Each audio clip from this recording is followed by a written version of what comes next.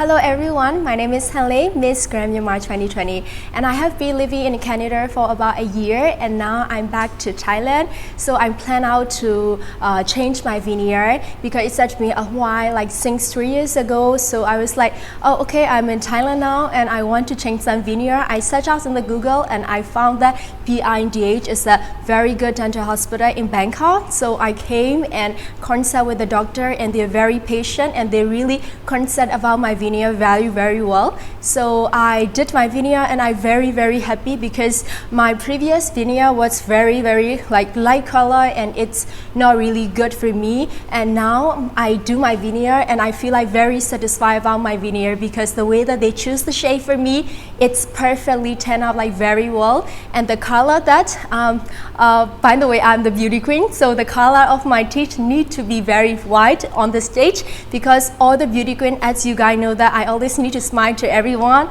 and I have to do photo shoot, I have to do video camera shooting, so I need to be like very good smile and very white teeth in front of other people. So now I'm very satisfied about my result, and I hope you guys, if you have any problem about the two, please welcome to BIDH Dental Hospital, and that they will give you a very good service and provided any further information that you need more about the dental.